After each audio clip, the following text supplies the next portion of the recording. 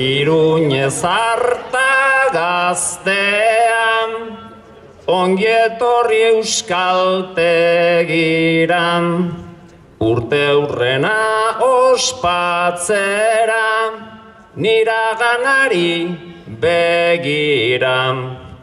Nola gindua zen ikasi nahian, gogozkale nagusira, edo basa jaun itzal hartuta mintza praktika mendira.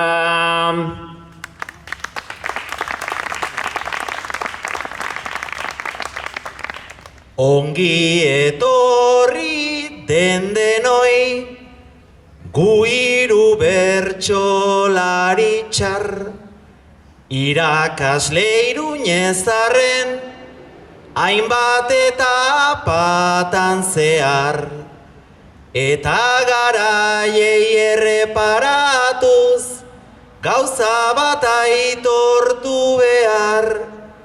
Gu Iruña berri izango gara, mintxo aldiz iruñezar.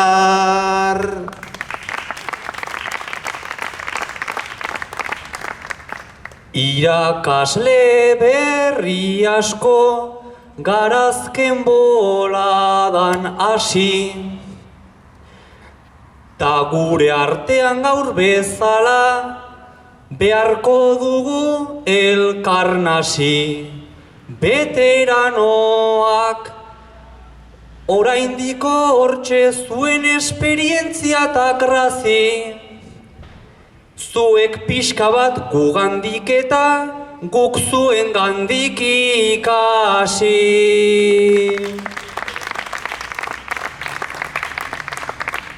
Gazteak ta ezein gazteak, gora ipatzera orain noan, Erkuden Javiedokiko irakasteko asmoa, edo gurekin aitzi berdena, egan dauen arranoa, edo satarian Reyes haundia aikako veteranoa.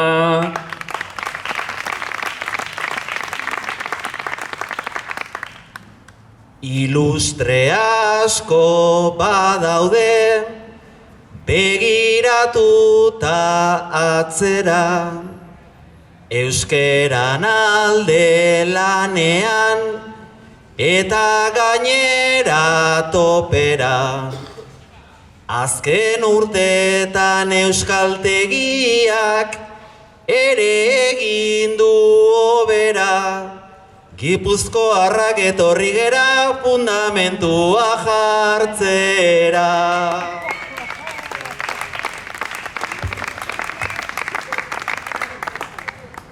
Nafarrak ere bagaude oso aldarte honean, ta bertsotan gu pixka bat umore eta denean. Orain gonbidatuak dauzkagu esertzeko eskuinean, gu behingoz isildu egingo gara ta Reyes asilanean.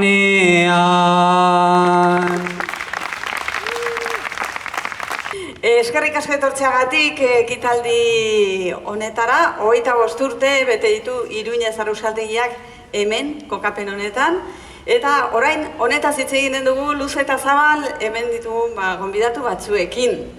Hemen jarri dituze bi butaka, laranja, kolore korporatiboa. Aurtengo ikasturtea polita izanen da, jende gero eta gehiago, Nafarroa osoan gainera, iparraldetik hasita eta tuteraraino nabari da, eta pozik eta bereziki zorionak eta aekan aritzen zareten hoi irakasle hoi, animo, ze aurten bezero asko izanen dituzue.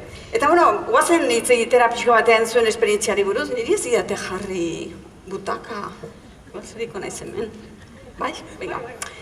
Amaia Ventura, konta iguzu, noiz hasi zinen zu euskara ikasten, eta nola eman zizun bapatean ezakit ideia hori edo siroko hori, banoa euskara ikastera. Konta iguzu, zure historia. Bai, ni hasi nintzen unibertsitatea bukatu nuenean, eta ja banuen buruan, euskara ikasi nahi nuela, ulertu nahi nuen, behar hori sentitzen nuen, ez? Eta bai, hitz egin nahi nuen. Eta zergatik beharra, ezakit familiaren gatik, edo inguruagatik, edo... Nire oroitzapena da, familian bai lehenguzin iaia guztiek ikasi zuten euskaraz, orduan banuen grin hori, ezakit hortik tontzen den. Eta gero, gazterian, ez, gaztean nintzenean, hasi ginen joaten, igual parrandak egiten, edo Nafarro Oinesetara joaten, eta bai, sentitzen nintzen mugatua, bai nahi nuen ulertu eta hitz egin jendearekin. Eta parte hartu, bai, komunitate horretako kide bat izan, ez? Entzule bat edo bazterrean gelditzen den norbait, ez da? Bai, Iñaki, zure kasua? Bueno, nik hasi nintzen Esparzan, eta Esparza oso herri txiki bat da, eta geneukan talde bat belaunaldi desberdinetako pertsonaekin osatuta. Orduan oso zaila zen, 14 urteko mutiko bat ni bezala, iaia 70 urteko batekin solastea, ez? Eta, zaila zen aurreratzea. Eta, baina, egin genuen urte batzukan herrian, eta gero ja, nola ez genuen aurreratzen, ja, etorri nintzen hori, Iruña ezarrera. Lehenagoko euskaltegira, kale nagusian zegoen euskaltegira, etorri zinen, kale nagusian. Hori da, bai. Eta motivazioa zein zen, zure kasuan? Nire motivazioa izan zen, lehenengo, herrian piztu zen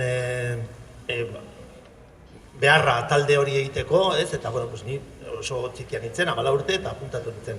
Baina gero, nire lagunak, ja, institutoan egonean, gehiena ziren ikastoletatik etortzen ziren, euskalduna ziren, baina, ezin zuten euskaraz hitz egiten, zen gu erdalduna ginen.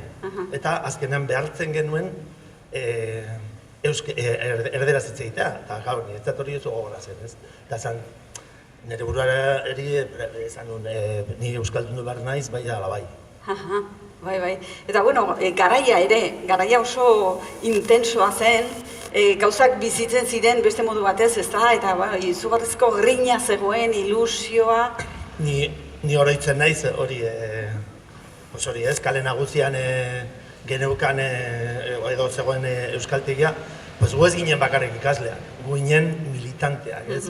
Eta azkenean, garai hartan ez egoen diru laguntzak, ez egoen bat ere laguntza instituzionala, eta azkenean zu guten zinen euskara ikastera, baina azkenean bertzen zinen militante bat euskaltegia aurrera ateratzeko, ez? Eta, lehen egon gara komentatzen, zegau pasak antolatzen ziren, txornak antolatu behar ziren, eta azkenean gu ginen parte bat, euskaltegiko parte bat, ez? Hemen AEKako veterano asko dago, edo veterano bidean, eta gogoratuko duzu, ez da? Txosnak, gau pasak, baten batek gogoratuko du ere bai, lurrin poteak atera genituela Arrosadiako euskaltegian, oraindik dauzkat etxean pote batzuk, mutiletzat eta neskentzat garai hartan bestela ikusten ziren gazake bai generoen aldetikan, eta txosnetan eta orduak eta orduak barra egiten. Orduak, baina gero, ere bai hori euskaltegian baziren beste gauza batzuk, antolatu zen ere bai menditalde bat,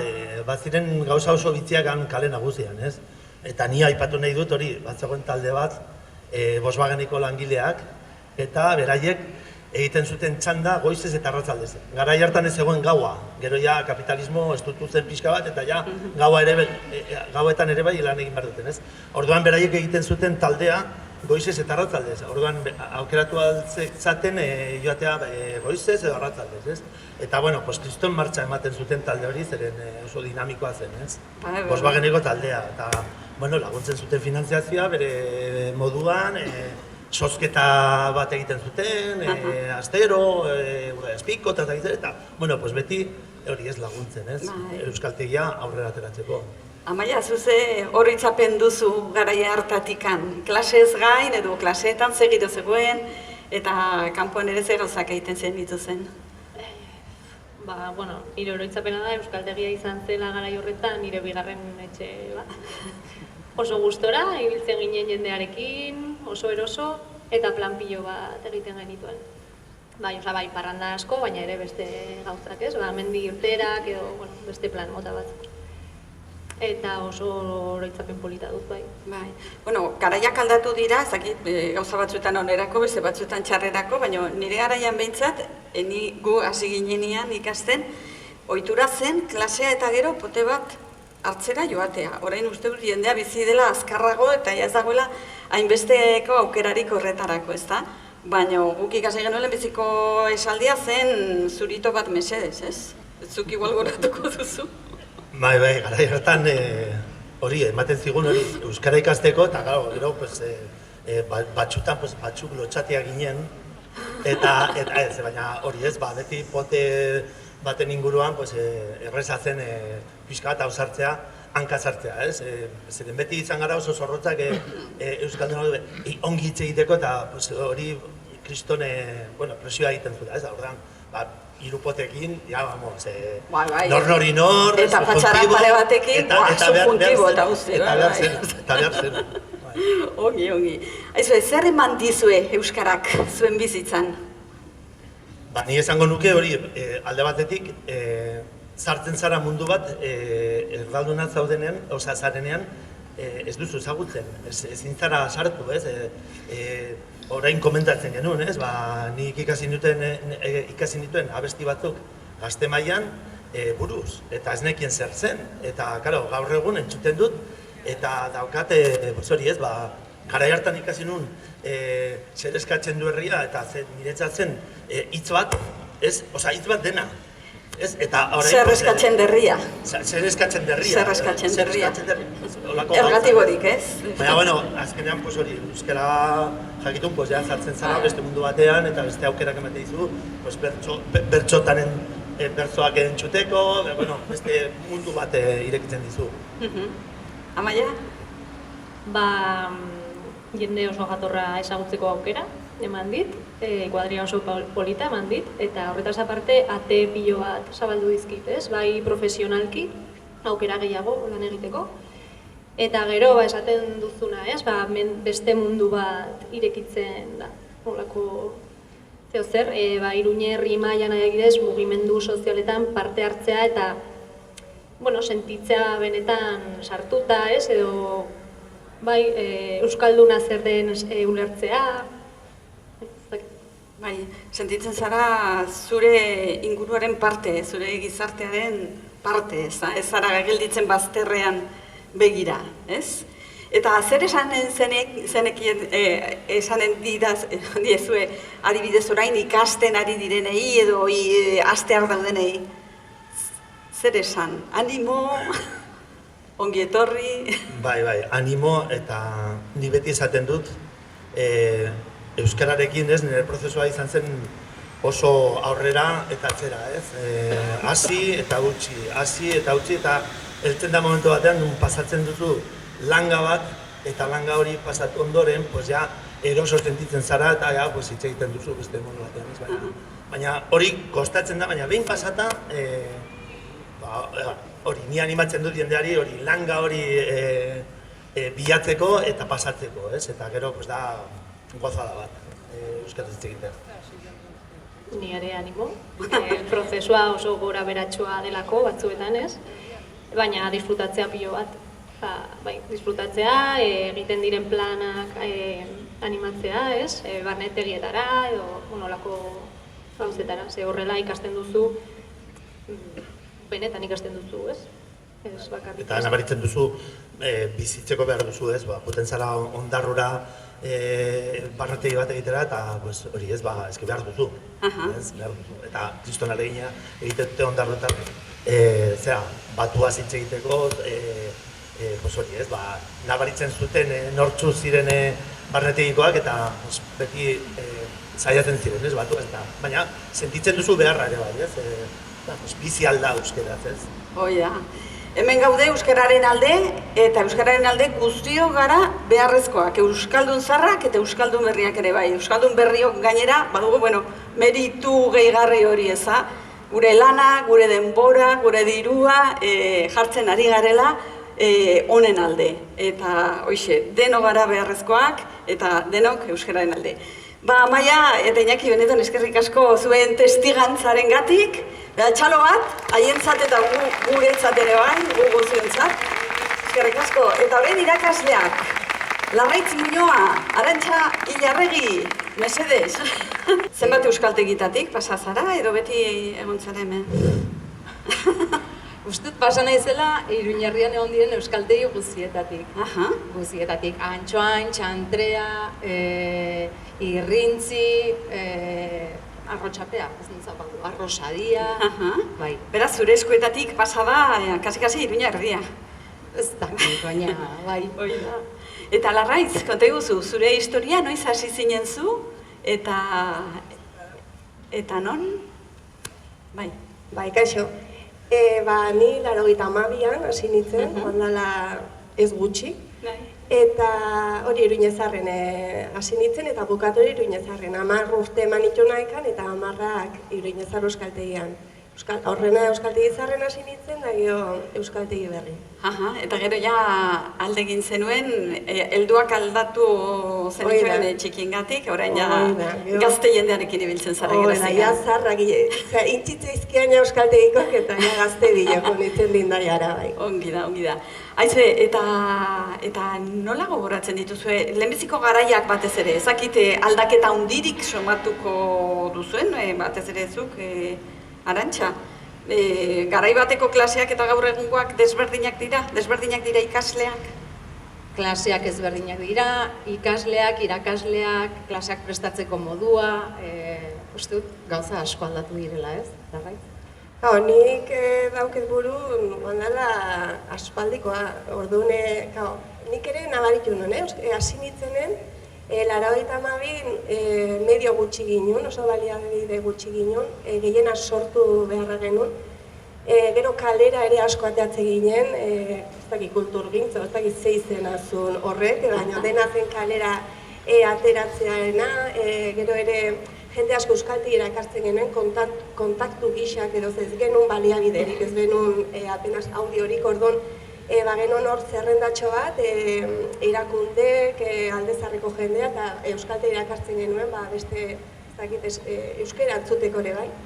Eta gero, handiken gutxia sorkuntza taldea sortu zen, eta programazio berrik eta egiten hasi zen, eta hor sekulako aldean agaritu genuen. Baina, aurreneko urtetan algen hona egiten genuen, Egan neketxu ezan, baina politia zen ere, sortzea.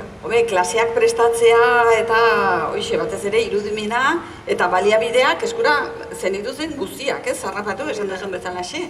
Bai, telebista programa bat ikuste zen nuen, esate, hau igual baldintza zea elantzeko eta hola izan, erabat burui ematen. Bai. Eta asko aldatu da, ez? Aldatu da. Niko gandut Txantrean ordenagailu bakarra genuela, MS2 sistemarekin. Gaur egun irakasle guztiok dugu ordenagailua, dena edo gauza asko digitalizatua dago, baliabide banku bat dugu, fotokopiak ongi ateratzen dira, ez tipexez gainezka. Fotokopiak irakur daitezke ez esan. Bai. Ogi. Eta digitalizazioa sartu da, gure bizitzan, ez? Eta orain ja, jendea ohituta dago gainera gauza tresna teknologikoak erabiltzera. Orain ohituta ez gaudenak gara gu.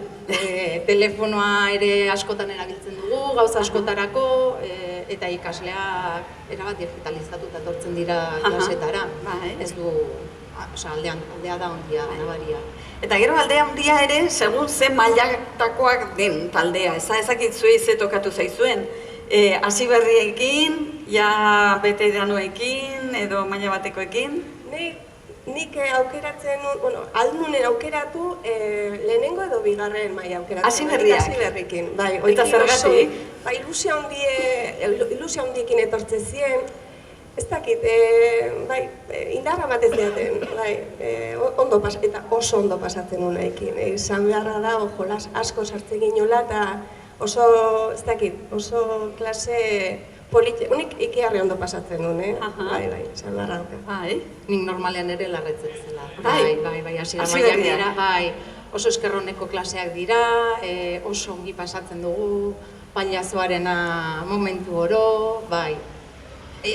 Maila guztitatik pasa garela uste dut, baina aukeran, bai. Gainera, lehenbiziko maila horietan, jendeak oso azkar ikasten du, gauza asko ikasten dute, eta orduan, bada, ilusioa, gogoa, aurrea jarraitzeko gogoa. Gero ja, badator lehenbiziko krisialdia, ze izaten da, nor lehenbiziko, ze esanen zenukete? Bai, nor gaztenera olakoekin, da, goten da hor, berakada bat, baina amaiak esan du, ez, gora eta bera asko dagoela, baina aurrera. Bai. Eta zuek irakasle bezala, irakatsi eta motibatzaile ere izan behar duzue aldi oro. Hori nola egiten da? Nik pailazoaren egiten dut. Osea, 2 ordu eta erdiz etortzen dira ikasleak klasera eta modu atseginean pasa behar dute. Disfrutatzera etorri behar dute eta uste dut lortzen dugula. Bai, eta gure garaien gainea, iluntzeko 8-tatik 10-etara, zan ikasle gehien genituen orduak, orduan, pentsazazue, egun osoa lanen eman ondoren, iluntzeko 8-tan klasea etorri beharra, sekulako merito zauken horrek. Eta saiatzen ginen euskara erakusten, baina ere sensazionakin joatea etxera, ez? Eta 10-etan, 10:30 bukatzen ginen, alare pote bat hartzea jute ginen, denboa bat genuen, ez dakit nondiken atatzen genuen, baina orduan denboa atatzen genuen hortako ere.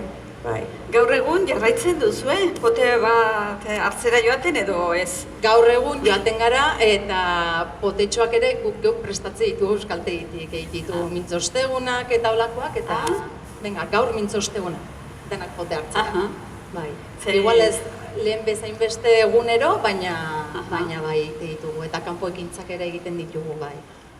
Bai, gaur egun igual nabari da jendeak denbora gutxiago daukala, denok daukagu agenda topera. Azkarrago bizi gara ematen du, ez? Baina hartu behar da tartea ere gozatzeko eta euskara beste esparru batzuetan ere erabiltzeko eta beste mundu bat ezagutzeko. Eta ikasleen motivazioan nabari duzu aldaketarik urte hauetan? Ez horren beste, nik uste dute jendeak buruan duela euskara ikasi behar duela, euskara gurea dela, herri honetakoa dela eta ezinbestean ikasi beharra dagoela. Egia da, gaur egun ere, titulazioen kontua existitzen dela, lanerako igual amaiak esan du, ez? Lan esparruan ere ateak iraki zaizkiola eta bada halako jendea, baina normalean gustoz etortzen dira eta kontzientziak.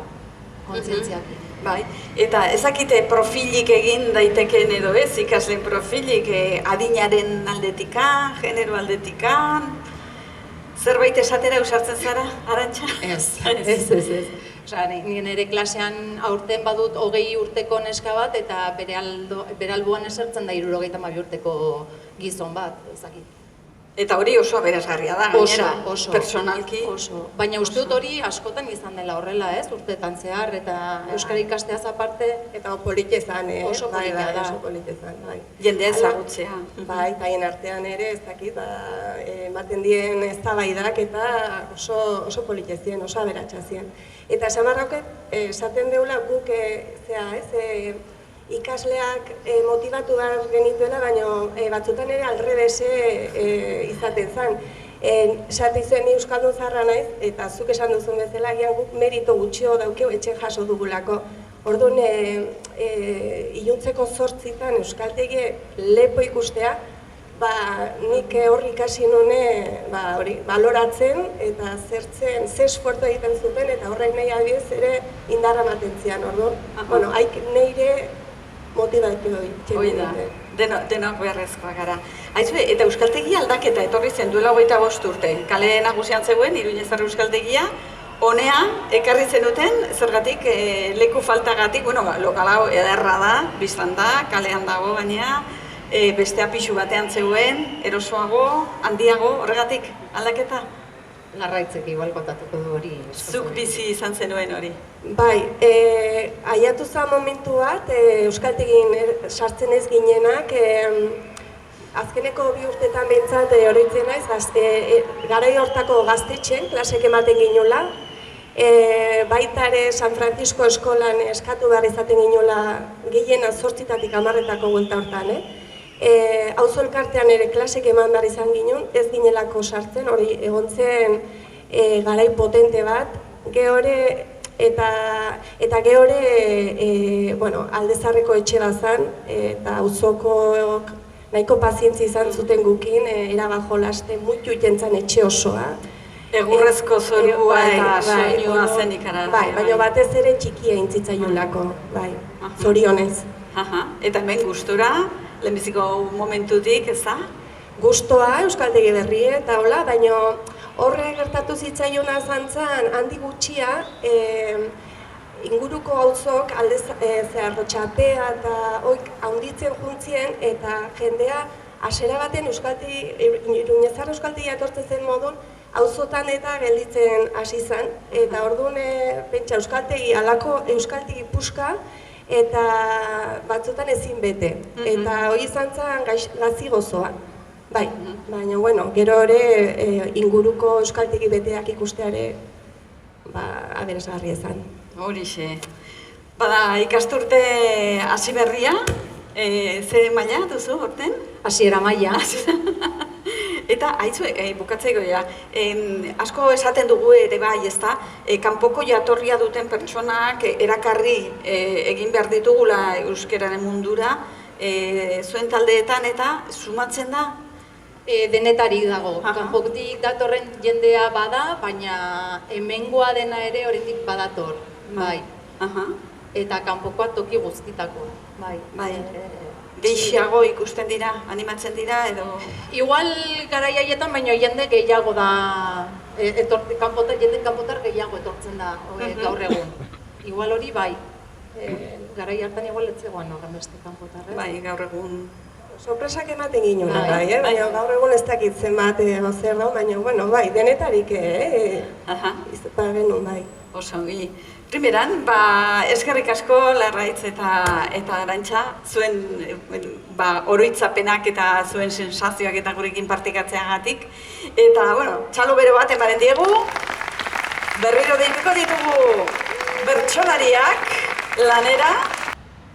Amaia Iñaki lehenik eta Arantxa Larraitz ondoren, mila bizipen ta historio aekan Iruñezarren.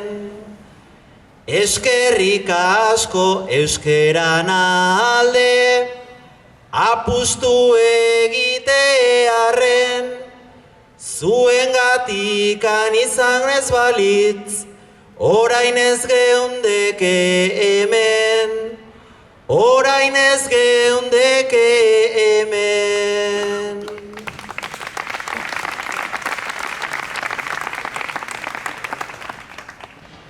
Zer eskatzen du gure herriak, kaletan hori esana, edo zurito bat orain irten, askoz hobeki andana, gure euskera hobera doa, horrela da panorama, hoi da seinale eta argia, ongi egin dela lana, ongi egin dela lana.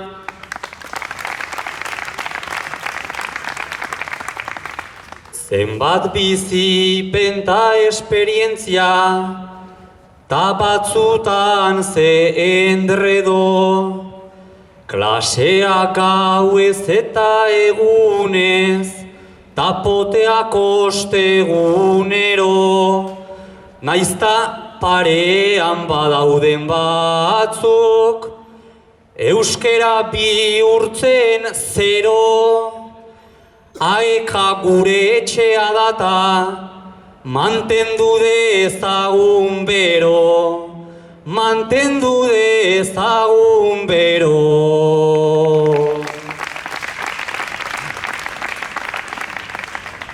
Garai batean ereindakoak, bizirik darrai gaur egun, eta aekan alako gauzak, nola ospatzen dakigun.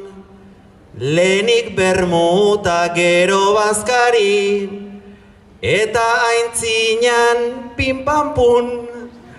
Egun polita dugu aurretik, beraz gozatu dezagun, beraz gozatu dezagun.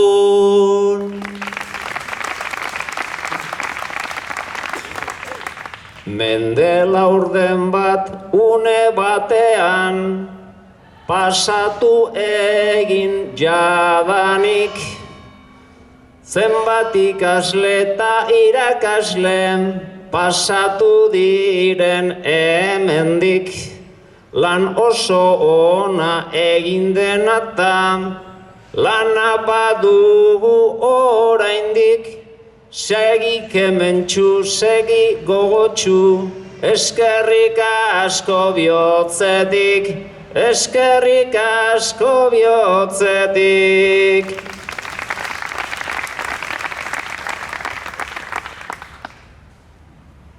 Irakasle, ikasle, veterano, eta zenbat hasi berri. Lana ez dago bukatuta eta jarraitu aldarri zaldarri. Gero mailean pixkat nastuta, adin ezberdinak jarri. Ta gaurkoa egun ederra data, izan dadila gozagarri, izan dadila gozagarri. Ongiot herri eta mila esker guzti-guztioi, ze poza gaurko egunean hainbeste aurpegi ezagun berriro ikusteagatik. Bihotza arras bigundu zaigu zuek berriro topatu eta besarkatu alizateagatik. Benetan emozio handia sentitzen dugu. Eskerrik asko Felipe, Vicente, Piraña, eta eskerrik asko Eneko, Maialen, Aurkene. Baina gaur hemen gaudenak, baina askoz gehiago pasa dira euskaltegitik. Asko eta asko ikasle izan dira, milaka pasa dira. Iruñezarren ibilitako irakasleak ere, ez dira gutxi izan. 100 baino gehiago izan dira. Eta badira bi rolak bete dituztenak ere. Ikaslearena eta irakaslearena. Begiak malkoz betetzen zaizkigu zuek guztiak berriro ikustean. Eta gogora etortzen zaizkigu 100 eta 100 aurpegi. Gaur gurekin ez daudenak, baina urte hauetan guztietan lagundu gaituztenak bide politonetan. Eta malkoak potoltzen zaizkigu, baita begietatik eskapatu ere, gaur gurekin egon ezin direnekin gogoratzean, utzi gaituztelako. Jokin gogoan zaitugu. Edo uneren batean gure bizitzatik lapurtu zizkigutelako. Josu Zabala, gure basa jaun maitea, zenbat eta zenbat ordu, zenbat lan, zenbat ekarpen, zenbat une goxo utzi zenizkigun Iruñezar euskaltegian. Bai, oso harro gaude zuekin, eta eramanen zaituztegu beti gogoan eta bihotzean. Eskerrik asko Jokin, Josu basa jaun, Aitziber, Jon, Larraitz, eskerrik asko Aitor, Mikel, Raul.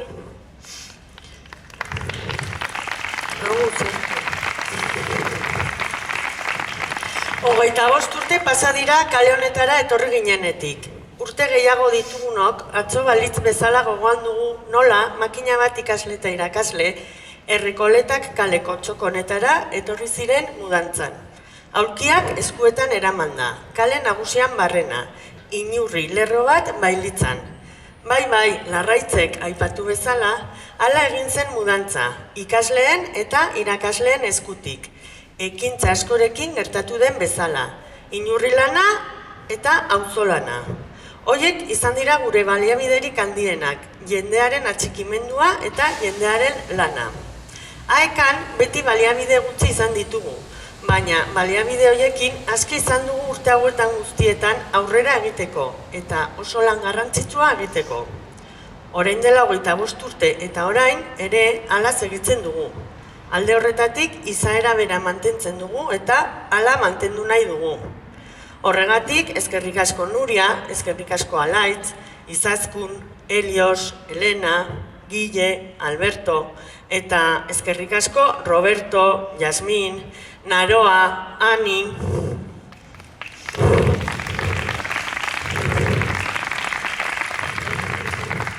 Hogeita 5 urte pasa dira kale nagusiko 28 zenbakiko ataritik ona etorri ginela.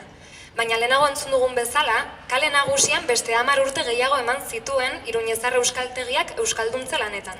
Orotara 35 urte. Eta asko urte gehiago ditu Aekak Iruñerrian era antolatu eta koordinatu batean. 40 urte baino gehiago. 80ko hamarkadan geneukan Iruñak ordea, ez zeukan batere zerikusirik orain daukagun Iruñarekin.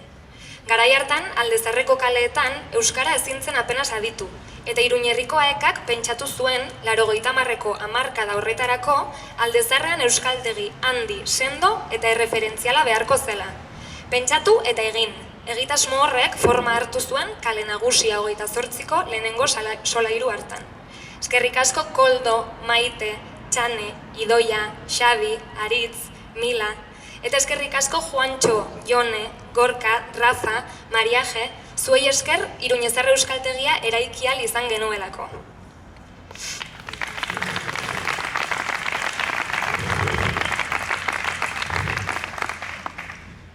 Hasierako une horietan dena sortu beharra zegoen, euskarazko girorik eta espaziorik ia ez zegoelako.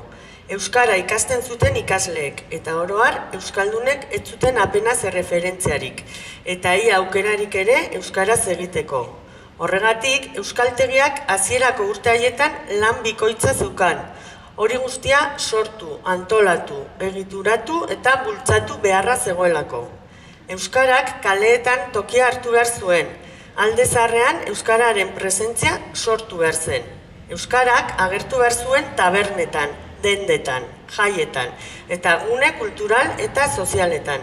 Aurrera pausu handiak eman ditugu alde horretatik, eta egun euskara asko zoikoago bihurtu da, eta aukera ugariago ditugu euskara entzun eta euskaraz egiteko. Iruñezar euskaltegiak aldaketa horretan izugarrizko ekarpena egin du, eta segituko du egiten. Oraindik ere lan handia geratzen delako. Eskerrik asko aldaketa horiek izaten laguntzagatik. Maider, Ander, Kristina, Arantza, Garat, eskerrik asko, Naia, Juanjo, Miriam, Peio, Ana, Bambi.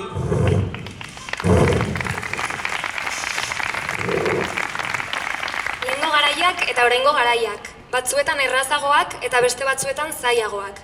Denetarik bizi izan baitugu Iruñezarren eta Aekan. Batetik diru laguntza urriak edo bat ere ez, Auzitegi Nazionalaren mehatxupean egon behar izatea, lankideak eta ikaskideak gure aldetik eramatea edo bidean galtzea, isunak, mehatxuak. Bestetik denetariko errekonozimenduak jaso ditugu, eta txikimenduak ere bai. Garaipen sozialak eta judizial baten bat ere izan ditugu. Manifestazio erraldoiak eta korrika arrakastatxuak antolatu. Ikasleen animoak eta ikasleen eskerrak, guk gehien estimatzen ditugunak. Une gaziak eta une gozoak, garaionak eta garai ezainonak, baina guztiak ahaztezinak. Eta guk izandako borroka guztiekin harro gaude, oso harro. Agian orain, baliabide gehiago erabilditzakegu irakasleok eta baldintza duinagoekin lan egin, lehenez bezala. Eta ikasleek ere egindako esfortzu ekonomikoaren zati handia berreskuratu aldute, lehenez bezala. Hobekuntza horiek ez dira ezerezetik sortu. Horien atzean lan handia egon da. Borroka eta aldarrikapen iraunkorra egin behar izan dugu hobekuntza horiek lortzeko, bai jendartean, bai instituzioen aurrean. Eskerrik asko gurekin beti lerrotzeagatik, eta gure deialdietara etortzeagatik. Eskerrik asko zuen animoengatik eta zuen atxikimenduengatik. Eskerrik asko Asier, Marta, David, Javi, Estitxu, Charlie, eta eskerrik asko Agustin, Lucia, Álvaro, Andrea.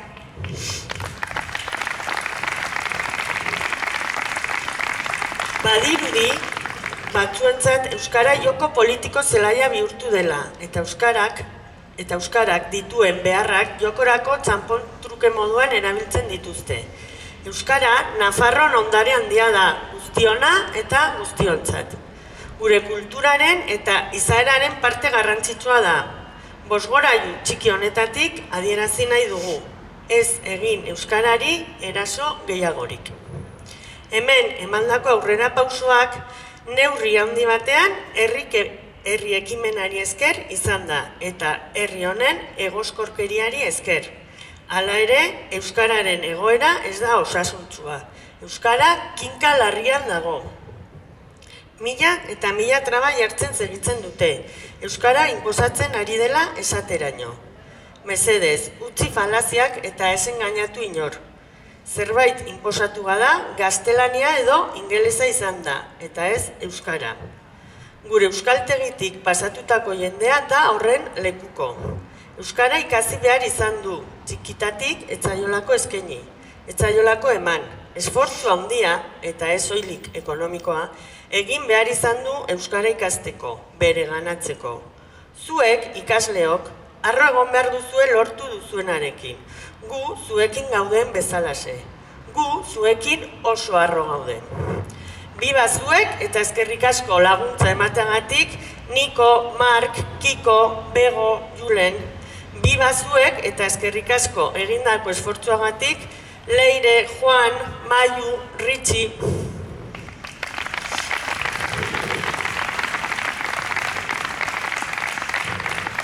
Bai, jada aipatu dizuegu lan handia geratzen dela, eta horretan ari gara egunero. Iruñezarra euskaltegiak jendea euskalduntzen segitzen du, eta segituko du, garaionak direnean zein txarretan ere. Irakasleek lan polita egiten segituko dute, zuek, ikasleok, erraz eta eroso ikas dezazuen. Ikasleek ere, egundoko ahalegina egiten duzue, denbora tarte ateraz, euskara ikasi ahal izateko. Giro polita eta erosoa, sofa hauek ongi irudikatzen duten bezala. Non jende guztia benetan ongi sentituko den, bizipen ederrak gozatuz, ordu asko konpartituz, harreman ezin hobeak sortuz, bizitza bera. Eskerrik asko denbora hartzeagatik eta gurekin partekatzeagatik. Eskerrik asko Iñaki, Mikel, Bittor, Carlos. Eskerrik asko Txini, Hugo, Ainhoa, Lidia, gurekin euskaraz bizitzeagatik.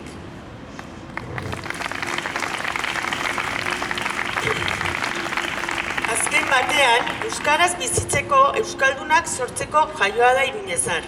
Euskara bizia eta egunero presente egonen dena nahi dugulako. Euskaraz funtzionatzen duen komunitate bat nahi dugulako.